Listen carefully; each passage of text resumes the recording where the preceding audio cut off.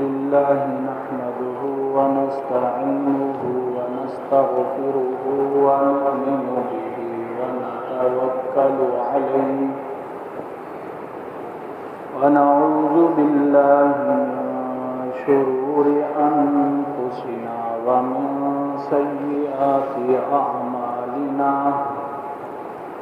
من يهده الله فلا مضل له ومن يضلله فلا هادي له ونشهد أن لا إله إلا الله وحده لا شريك له ونشهد أن سيدنا ومولانا محمدا عبده ورسوله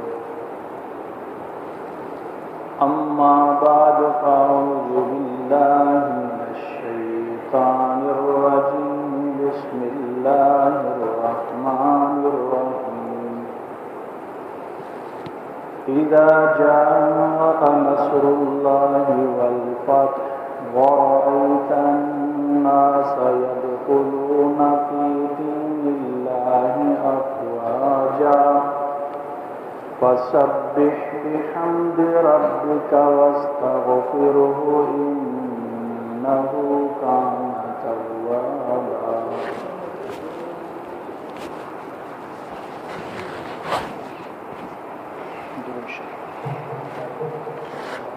اللهم صل على محمد وعلى آل محمد كما صليت على إبراهيم وعلى آل إبراهيم إنك حميد مجيد اللهم بارك على محمد وعلى آل محمد كما باركت على إبراهيم وعلى آل إبراهيم إنك حميد مجيد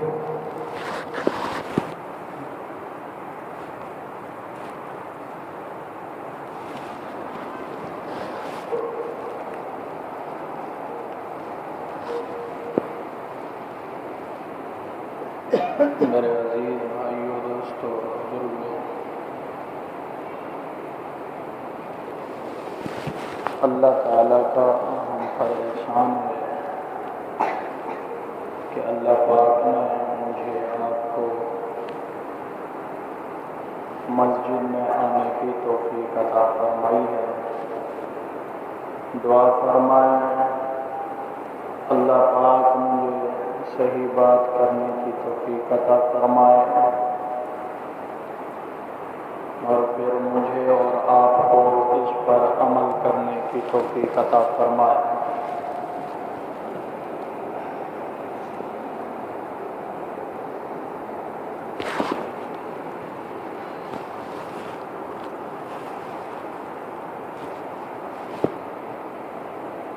اللہ تعالیٰ نے ہم پر یہ احسان فرمایا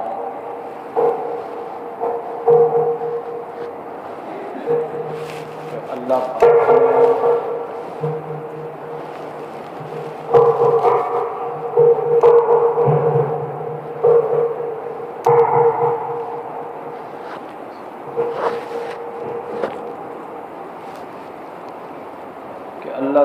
نے ہمیں پاکستان جیسا عظیم ملک نصیب فرمایا ہے۔ یہ اللہ تعالیٰ کا احسان ہے، اکابرین کی قربانیوں کا نتیجہ ہے، اور یہ جو میں حاصل ہوا ہے یہ ویسے ہی حاصل نہیں ہوا۔ آپ تاریخ پڑھ کے دیکھیں،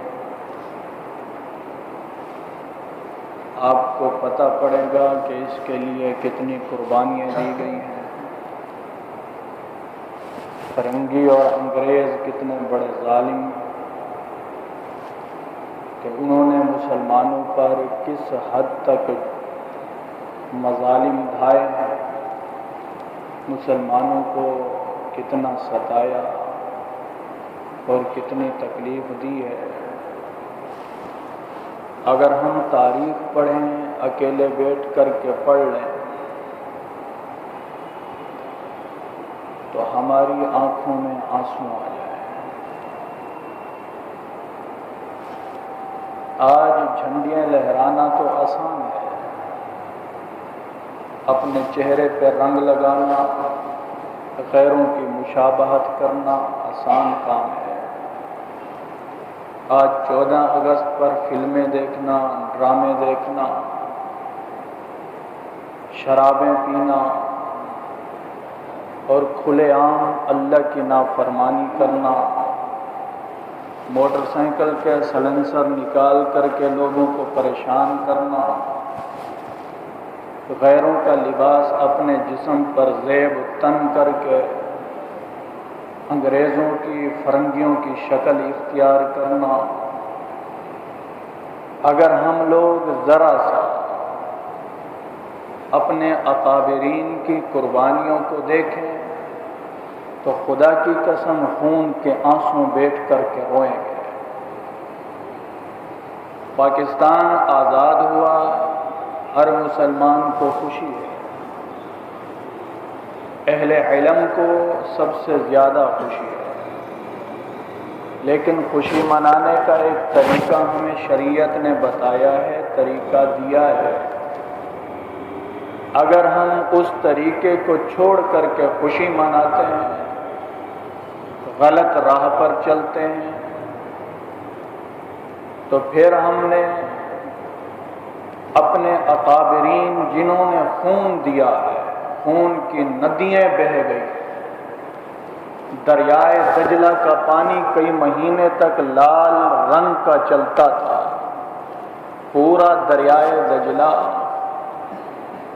دریائے ستلج، پورا دریائے ستلج جو ہے لاشوں سے بھرا ہوا ہوتا تھا۔ ہندوستان سے کوئی ریل آتی تھی، لاشوں سے بھری ہوئی آتی تھی۔ اور اس سے پہلے جو انگریزوں نے مظالم ڈھائے، اس کی ایک اپنی داستان ہے، اپنی تاریخ ہے۔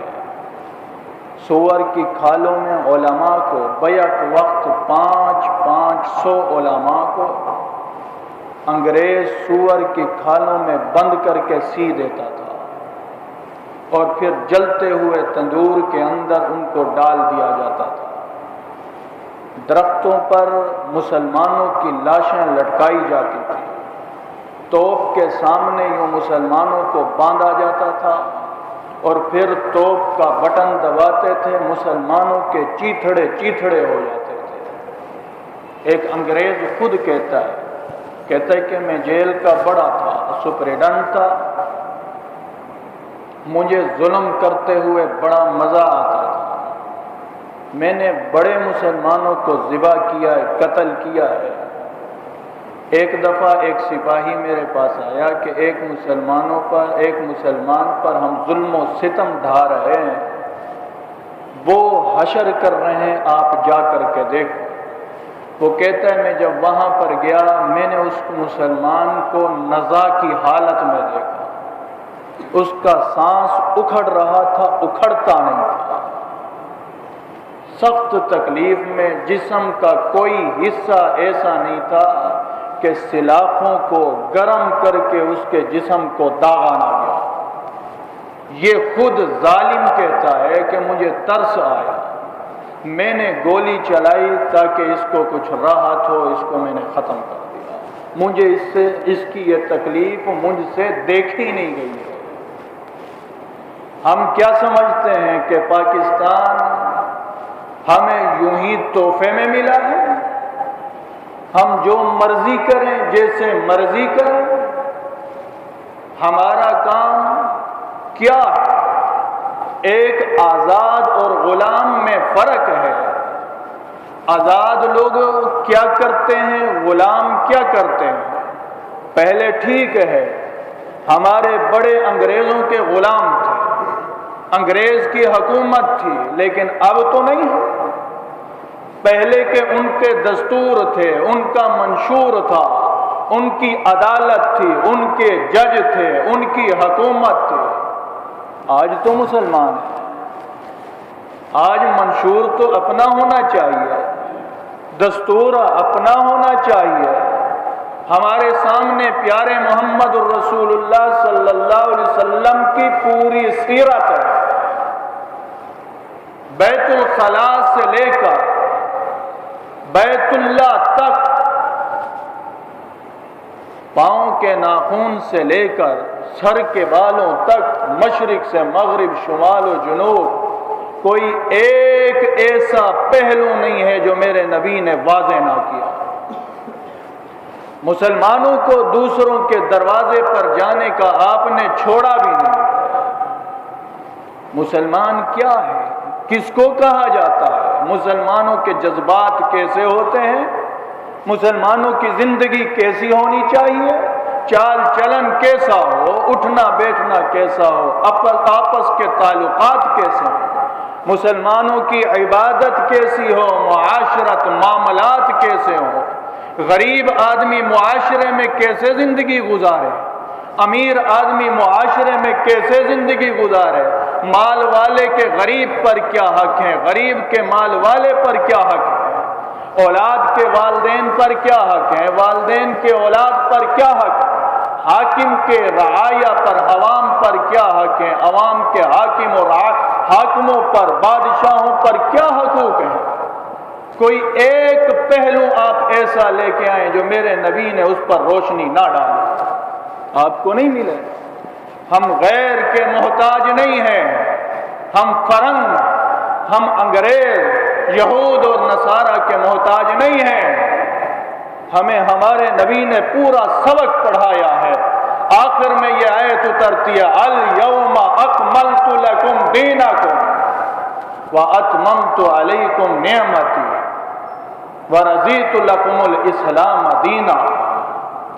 میں نے دین مکمل کر دیا، مکمل ہے، اب کسی چیز کی ضرورت نہیں ہے، میں اس دین سے راضی ہو چکا ہوں، جو اس پر عمل کرے گا اس کو میں بدلہ دوں گا، جنت دوں گا، اپنے رحمت کے سائے میں اس کو ضرور لاؤں گا۔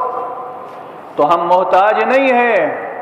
آپ تو رات کے اندر دیکھو انسانیت کی زندگی کیسے گزرے، کچھ بھی نہیں ملے گا، انجیل میں نہیں ہے، زبور میں نہیں ہے، ہمارے قرآن میں اللہ نے سب کچھ بتایا ہے۔ تو میں عرض کر رہا تھا، ہمارا اپنا دستور ہو، ہمارا اپنا منشور ہو، آزاد قوموں کے اپنے قوانین ہوتے ہیں۔ انگریز جب اس ملک سے جا رہا تھا تو انگریز کا لارڈ میکالے اس نے یہ کہا کہ ہم اس ہندوستان کو چھوڑ کر ضرور جا رہے ہیں، لیکن ایسی تعلیم مرتب کر کے جا رہے ہیں، مسلمان کا بچہ اس تعلیم کو حاصل کرے گا، اسکولوں میں، کالجوں میں، یونیورسٹی میں، اور یہ ایسا نصاب ہم دے کر کے جا رہے ہیں، رنگ اور نسل کے اعتبار سے آپ کو پتہ پڑے گا کہ یہ ہندوستانی ہے، لیکن دل، ذہن اور سوچ کے اعتبار سے یہ فرنگی ہوں گے، یہ انگریز ہوں گے۔ آج آپ اندازہ لگائیں، ایک طالب علم ہے، صرف اسکول پڑھتا ہے، ایک طالب علم ہے، کالج یونیورسٹی کے چکر میں ہے، علماء سے اس کا رابطہ بالکل منقطع ہے، ختم ہے، آپ کو پتہ نہیں پڑے گا کہ یہ مسلمان ہے یا انگریز ہے، نہیں پڑے، آپ کو پتہ نہیں۔ ہاں، ان کی بات نہیں کرتا جن کا تعلق علماء سے ہے، جنہوں نے درس حدیث سنا ہے، جنہوں نے درس قرآن سنا ہے، ان لوگوں کی بات نہیں کرتا، لیکن وہ لوگ جن کا تعلق علماء سے نہیں ہے، مساجد سے نہیں ہے، مدارس سے نہیں ہے، آج بھی ان سے پوچھیں، ان کے ذہن یہی کہتے ہیں کہ انگریز اچھا ہے۔ تو میرے عزیز دوستو، اللہ کا یہ احسان ہے میرے اور آپ کے اوپر، اللہ نے یہ ملک نصیب کیا۔ بنی اسرائیل کو دیکھو، اللہ کہتا ہے یا بنی اسرائیل اذکروا نعمتی التی انعمت علیکم، بنی اسرائیل والو نعمت کو یاد کرو جو میں نے تمہارے اوپر کی ہے اور تمہیں جہان والوں پر فضیلت دی ہے۔ بنی اسرائیل کو اللہ نے پورے جہان پر فضیلت دی تھی۔ آپ قرآن دیکھیں، سورۃ بقرہ قرآن کی پہلی سورت ہے، सूरत फातिहा के बाद सूरत बकरा है। आप चौथा रुकू, पांचवा रुकू उठा करके उसका देखें। अल्लाह कहता है बनी इसराइल वालों, जहान पर फजीलत दी है, सारे जहान सारी उम्मतों का दर्जा तुमसे कम है। यही अल्फाज, बल्कि इससे अच्छे अल्फाज अल्लाह ताला ने कुरान में इस उम्मत के लिए कहे हैं, कुंतुम खैर उम्मतिन उखरिजत लिन्नास तअमरून बिल मारूफ व तनहौना अनिल मुनकर। इस उम्मत को कहा गया तुम बेहतरीन उम्मत हो। बनी इसराइल को भी यह लक़ब दिया गया, तुम्हें तमाम आलम पर मैंने फजीलत दी है। लेकिन जब पे दर पे उन्होंने अल्लाह की नाफरमानियां की, अल्लाह ये हुक्म देता है वो ये करते हैं, अल्लाह यूं कहता है वो यूं करते हैं। एक वक्त ऐसा आया, अल्लाह ने कुरान में तज़किरा किया, ग़लबल्लाहु अलैहिम, अल्लाह का इन पर गुस्सा हुआ। अल्लाह ने कहा कूनू किरदतन खासिईन, ये जो फजीलत के पहाड़ों की बुलंदियों तक जाने वाले लोग, आज मेरा अल्लाह इन्हीं के बारे में कह रहा है, मेरा अल्लाह फरमा रहा है, ए बनी इसराइल उस वक्त को भी याद करो, एक वक्त तुम फजीलत वाले थे, बाद में अल्लाह ने तुम्हें बंदर और खिंजीर बना दिया। बनाया है नहीं बनाया? पहले अल्लाह तारीफ करता, अल्लाह ने इनको बहुत ऊंचा मकाम दिया था, बहुत ऊंचा मकाम, कोई नहीं पहुंच सकता था। लेकिन बाद में इन्हीं लोगों को अल्लाह ने, छोटों को, इनके जो नौजवान थे उनको बंदर बनाया, इनके बूढ़ों को अल्लाह ने खंजीर बना दिया था। अल्लाह की नेमत की कदर नहीं की ना, इसलिए ऐसा हुआ। अल्लाह का हुक्म नहीं माना, इसलिए ऐसा हुआ। आज अल्लाह माफ करे, जो बुराइयां बनी इसराइल में थी आज हमारी इस उम्मत में भी पाई जाती हैं, जो नाफरमानियां वहां थी आज यहां पर भी पाई जाती है।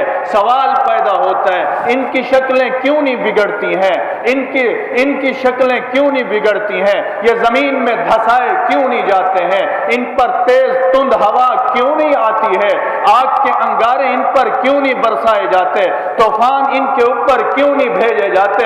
हजरत अब्दुल शकूर दीनपुरी रहमहुल्लाह फरमाते हैं, ये इसलिए नहीं आते, आना चाहते हैं, जमीन फटना चाहती है, आसमान गिरना चाहती है, समंदर दौड़ना चाहते हैं, पहाड़ फटना चाहते हैं, अजाब आना चाहता है। मेरे नबी की दुआ पहरा दे रही होती है। मेरे नबी ने दुआ की थी, अल्लाह मेरी उम्मत पर यह अजाब ना भेजना, इनको हलाक ना करना।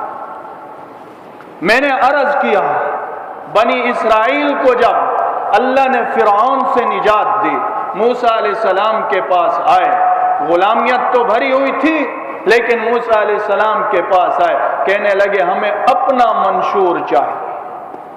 पहले हम फिरौन के गुलाम थे, उनका कानून था। पहले हम फिरौन के गुलाम थे, उनका कानून था, जैसा चाहता था वैसा करता था, हमारे बच्चों को ज़िबा करता।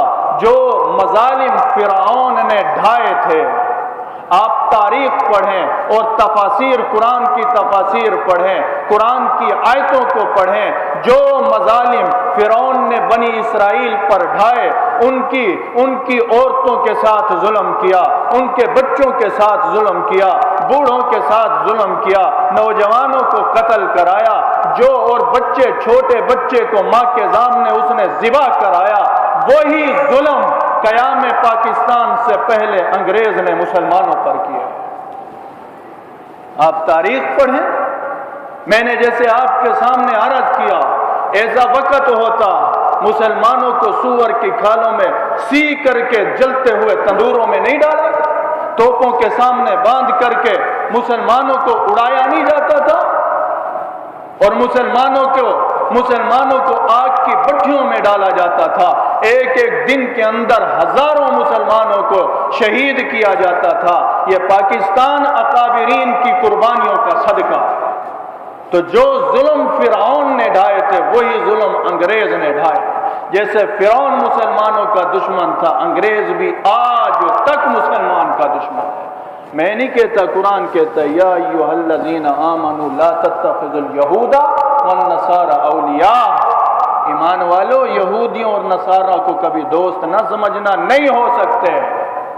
कुरान कहता है, आप कुरान पढ़ो, कुरान कहता है اللہ کے قرآن نے کہا، فرمایا کہ یہ یہود اور نصارہ کبھی کبھی قیامت تک مسلمانوں کے دوست نہیں ہو سکتے۔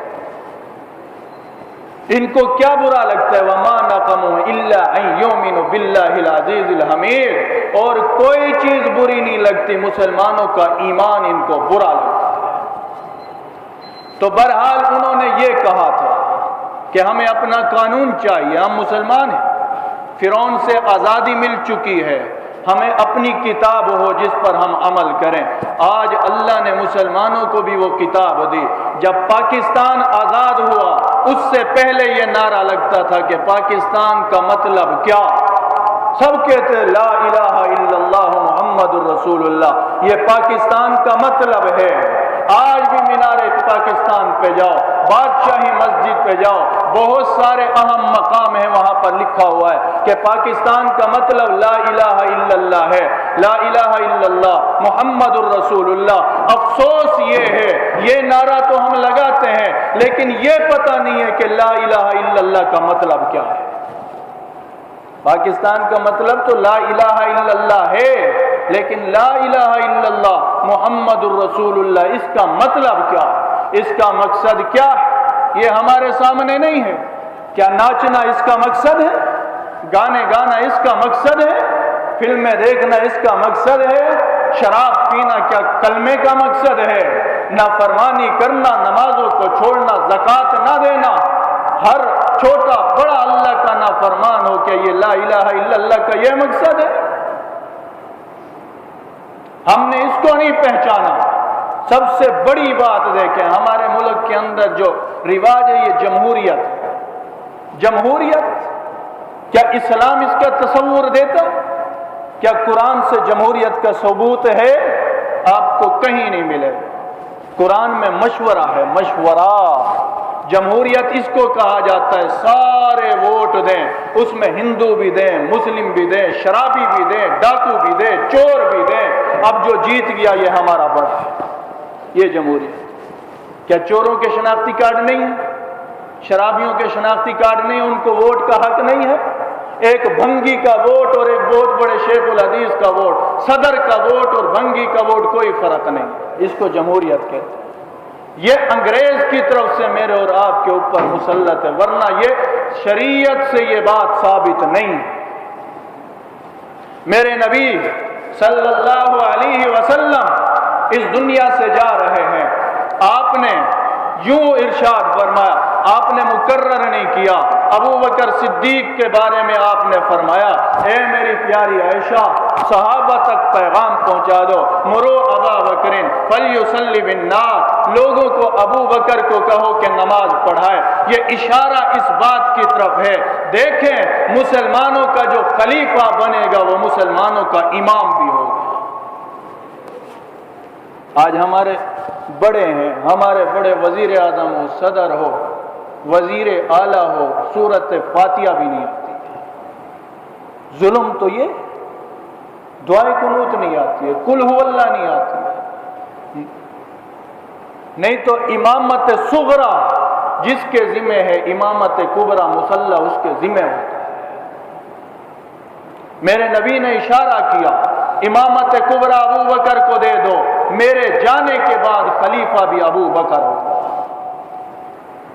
یہ ہے نہیں ہے، یہ شریعت نہیں، یہ میرے نبی نہیں سکھا رہے۔ مسلمانوں کا خلیفہ، پہلا خلیفہ ابو بکر صدیق ہے۔ میرے نبی نے انسان بنایا، انسان ایجادات نہیں دی ہے، ریل گاڑیاں نہیں بنائی گئیں، پنکھے نہیں بنائے گئے، بجلی ٹیلی فون نہیں بنائے گئے، میرے نبی نے انسان کو انسان بنایا۔ آج آپ اپنوں سے نہیں غیروں سے کہو کہ آپ کو ایجادات چاہیے یا ابو بکر جیسا خلیفہ چاہیے، زبان پر ہوگا ابو بکر چاہیے۔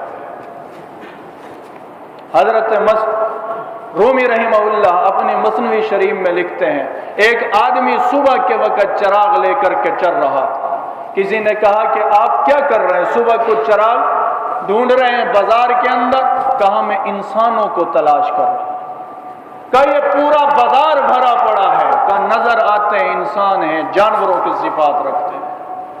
تو اللہ کے نبی نے انسان کو انسان بنایا.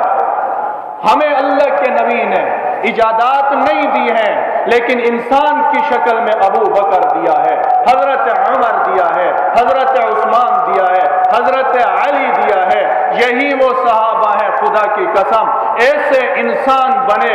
جب یہ یہودیت پر, عیسائیت پر, غیروں پر حملہ ہوتا تھا, مسلمان علاقہ فتح کرتے تھے, بعد میں چھوڑنا پڑتا, وہ یہودی بھی کھڑے ہو کے روتے تھے کہ ہمیں چھوڑ کے نہ جاؤ.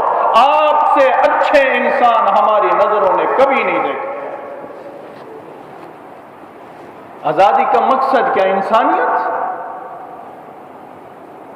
آزادی کا مقصد انسانیت ہے, انسان کو انسان سمجھا جائے, انسان کے اندر انسانیت آ جائے. اس کی اصل محنت یہ ہے. ہمارے یہاں تعلیم کا کتنا بڑا فقدان. آپ نے دیکھا احمد پور شرقیہ کے اندر ابھی پیٹرول کے چکر میں کتنے آدمی جو ہے شہید ہو گئے. اس سے پہلے حیدرآباد کے اندر اسی قسم کا معاملہ ہوا. کیا ہے؟ تعلیم کا فقدان ہے. ہمیں پتہ نہیں ہے کیا کرنا ہے, کیسے کرنا ہے, کیا ہونا چاہیے, کیا نہیں ہونا چاہیے. تو میرے عزیز دوستو, میں عرض کر رہا تھا, میرے نبی نے مصلی کا راہ دکھایا. ابو بکر کو مصلی پہ کھڑا, اور قرآن میں حکم دیا, اللہ نے حکم دیا جمہوریت کا نہیں, وَشَاوِرُهُمْ فِي الْأَمْرِ فَإِذَا عَزَمْتَ فَتَوَكَّلْ عَلَى اللَّهِ. اللہ نے کہا ایسا کرو کہ آپس کے اندر کوئی معاملہ ہو, دینی دنیاوی معاملہ ہو, مشورہ کرو, اہل رائے کو مقرر کرو, جو اہل رائے ہوں, سوچ سمجھ رکھتے ہوں, فکر رکھتے ہوں, عقل مند آدمیوں کو جمع کرو, ایک جماعت تشکیل دو. اب جس کو یہ مقرر کریں گے وہ مسلمانوں کا خلیفہ ہو. حضرت ابو بکر صدیق, میرے نبی نے آپ کو خلیفہ بنایا. پھر جب آپ صلی اللہ علیہ وسلم دنیا سے وفات کر گئے, اس کے بعد ابو بکر کا وقت آیا, دنیا سے جانے لگتے ہیں. پھر اہل رائے کو جمع کیا. خدا کی قسم بڑے بڑے کبار صحابہ کرام کو آپ نے مشورہ کیا کہ کس کو خلافت دینی چاہیے, کون خلافت کا زیادہ حقدار ہے. تو آپ کا یہ رائے تھی کہ حضرت عمر کو خلیفہ بنانا چاہیے. آپ نے رائے لینا شروع کر دی. ایک صحابی سے پوچھا, انہوں نے کہا ٹھیک ہے, غالباً حضرت زبیر سے. فرمایا اس زمین پر آپ کے بعد مجھے عمر سے اچھا کوئی نظر نہیں آتا. یہ صحابی نے رائے دی. حضرت طلحہ کو بلایا, فرمایا آپ بدری صحابی ہو, آپ بتاؤ میرے بعد خلیفہ کس کو ہونا چاہیے. تو میں حضرت عمر کو خلیفہ بنانا چاہتا ہوں. تو انہوں نے عرض کیا, حضرت آپ کو پتہ ہے حضرت عمر کتنے سخت ہیں, بات بات پہ تلوار نکالتے ہیں, گلے کو کاٹ کر کے رکھ دیتے ہیں, کتنے سخت ہیں. اگر آپ عمر کو خلیفہ بنا کر کے جاؤ گے تو پھر پیچھے کیا ہوگا, اللہ کو آپ کیا جواب دو گے. حضرت ابو بکر صدیق بیمار ہیں, اٹھ نہیں سکتے. سہارے سے کہا مجھے اٹھاؤ, اٹھ کر کے بیٹھ گئے. کہا تم مجھے اللہ سے ڈراتے ہو, عمر کے بارے میں اللہ کے دربار میں جاؤں گا, اللہ مجھ سے پوچھے گا ابو بکر خلیفہ کس کو بنا کے آئے ہو. میں عرض کروں گا اللہ اس دنیا میں جو سب سے زیادہ متقی حضرت عمر تھا, میں نے اس کو خلیفہ بنایا. یہ ہے وَشَاوِرُهُمْ فِي الْأَمْرِ, آپ ان سے مشورہ کرو. فَإِذَا عَزَمْتَ, لیکن ایک بات جب دل میں آ جائے, دل میں آ گئی بات, فَتَوَكَّلْ عَلَى اللَّهِ, اللہ پر بھروسہ کر کے اس پر عمل کرو. کثرت کی طرف نہیں, کثرت تو جاہل ہے, کثرت کی طرف اسلام نہیں دیکھتا ہے, اسلام اہل رائے کی طرف دیکھتا ہے. اب حضرت عمر جب دنیا سے جانے لگے, 6 بندوں کو مقرر کیا. حضرت عمر رضی اللہ تعالیٰ عنہ دعا کرتے تھے, اللہ اے میرے پروردگار مجھے شہادت دے اور نبی کے شہر میں شہادت دے. اللہ نے دعا کو قبول کی. اللہ تو مانگنے والوں کو مانگنے سے بڑھ کر دیتا ہے. اللہ نے فرمایا میرے عمر تم میرے پیارے کے شہر میں شہادت مانگتے ہو, میں پیارے کا شہر بھی ہوگا اور مصلی رسول بھی ہوگا. اور آپ جہاں دفن ہوں گے یقینی جنت نبی علیہ السلام کے پہلو مبارک میں دفن ہے۔ تو انہوں نے بھی 6 بندوں کا، عبد الرحمن ابن عوف، حضرت علی، حضرت عثمان، حضرت طلحہ وغیرہ کا نام لیا، اور بعد میں جب ان 6 نے مشورہ کیا تو حضرت عثمان کو خلیفہ بنایا۔ تو اسلام یہ ہے، ہمیں ہر چیز ملی ہے، ہمارے نبی نے سارے طریقے بتائے۔ اب آخری بات میں آپ کے سامنے، لمبا موضوع ہے، طویل بات تھی، کرنا بہت چاہتا تھا لیکن ٹائم ہو گیا، آخری بات میں عرض کروں۔ دیکھیں اللہ نے فتح دی ہے، خوشی ہے، ہر مسلمان کو خوشی ہے، ہمیں اللہ نے پیارا ملک پاکستان عنایت فرمایا ہے، لیکن فتح کی خوشی کا طریقہ کیا؟ اس کو اللہ نے قرآن میں بیان کیا ہے۔ اللہ تعالیٰ اہل بدر کو خطاب کر کے کہتا ہے، اے اہل بدر، لقد نصرکم اللہ ببدر، یاد رکھو تم پر اللہ کی مدد آئی تھی، انتم اذلہ، تم کمزور تھے، بہت کمزور تھے، اللہ نے مدد دی، تمہیں فتح کر دیا، تمہیں فاتح بنا دیا، تمہیں ملک عطا کر دیا، تمہیں فتح دے دیا، اب کیا کرو؟ واتقوا اللہ۔ سب سے پہلی خوشی یہ ہے کہ آدمی اللہ تقوی اختیار کرے۔ ابو بکر صدیق کو خلیفہ بنایا گیا، وَسَيُجَنَّبُهَا الْأَتْقَى، قرآن کہتا ہے سب سے بڑے متقی اس امت میں ابو بکر ہیں، اس لیے خلیفہ بنایا گیا۔ اور ہمیں حکم ہے، یا ان اکرمکم عند اللہ اتقاکم، جو سب سے بڑا متقی فرمایا اللہ کے یہاں عزت والا وہ ہے جو تقوی والا۔ تو سب سے پہلے اللہ کا خوف ہمارے دلوں میں ہو۔ میرے نبی جب آپ نے فتح مکہ کیا، 10,000 صحابہ ہیں، اب کتنی تکلیفیں دی تھی انہوں نے، اہل مکہ نے حضرت بلال کو ستایا، حضرت خباب کو آگ کے انگاروں پر لٹایا گیا، حضرت عمار کے گلے کو کاٹا گیا، حضرت سمیہ کو رضی اللہ تعالیٰ عنہ چیر کر کے ٹکڑے کر دیا گیا، حضرت یاسر رضی اللہ تعالیٰ عنہ کو شہید کیا گیا، دیگر صحابہ کرام کو شہید کیا گیا۔ آج جب مکہ فتح ہوتا ہے، کافروں کے دل میں یہ تھا آج ہماری خیر نہیں ہے، آج مسلمان ناچیں گے، گائیں گے، ڈھول باجے ہوں گے، یہ کافروں کے دل میں تھا۔ حضرت ہندہ جو اس وقت مسلمان نہیں ہوئی تھی، وہ کہنے لگی میرا یہی ذہن تھا، لیکن رات کا اندھیرا تھا، کوئی شور نہیں، کوئی شرابہ نہیں، میں چھپ کے دیکھوں تو صحیح مسلمان فاتح ہوئے ہیں، کیا کر رہے ہیں؟ حضرت ہندہ کہتی ہے میں چوری گئی، میں نے دیکھا کوئی مسلمان نماز پڑھ رہا ہے، کوئی اللہ سے دعا مانگ رہا ہے، کوئی بیت اللہ کا طواف کر رہا ہے اور دعا کرتے ہیں اللہ ان لوگوں نے ہمیں تکلیف دی ہے، ہم بھی انہیں معاف کرتے ہیں، تو بھی معاف کر۔ کیا ہمیں خوشی منانے کا طریقہ اسلام نے نہیں دیا؟ ہمیں تقوی دیا ہے۔ پہلی بات تقوی، جب یہ تقوی اللہ سے ڈرنے کو کہتے ہیں، اللہ کا ڈر اس دل میں ہوگا، ساری دنیا کا کفر آپ سے ڈرے گا۔ اور اگر آپ کے دل میں اللہ کا خوف نہیں ہے، ڈر نہیں ہے، پھر وہ چھوٹے بھی آپ کو دھمکیاں دیں۔ دوسری بات اللہ نے کہ لعلکم تشکرون، تاکہ تم شکر ادا کرو۔ تو فاتح قوم جو ہوتی ہے، جن کو اللہ آزادی نصیب کرتا ہے، 2 کام ہے، ایک تقوی، ایک شکر۔ تقوی اختیار کریں گے، دنیا کی کوئی طاقت ان پر حملہ نہیں کر سکتی ہے، اور شکر کریں گے، اللہ نعمتوں کو بڑھاتے چلے جائیں۔ شکر سے نعمت کم نہیں ہوتی، وَلَئِن شَكَرْتُمْ لَأَزِيدَنَّكُمْ، اگر ہم شکر کریں گے اللہ نعمتوں کو بڑھاتے چلے جائیں گے۔ تو یہ 2 کام ہمیں اللہ کے نبی، اور جب فتح مکہ ہوا، میں نے جیسے آپ کے سامنے سورت پڑھی، سورت نصر، آپ اس میں دیکھ لیں، اس میں بھی یہ ہے اللہ سے استغفار کرو، تسبیح بیان کرو، اور اللہ سے توبہ کرو کہ اللہ تمہارے گناہوں کو معاف کر دے۔ حقیقی خوشی یہ ہے کہ آدمی بھی خوش ہو جائے، مالک کائنات بھی خوش ہو جائے۔ اللہ پاک مجھے آپ کو عمل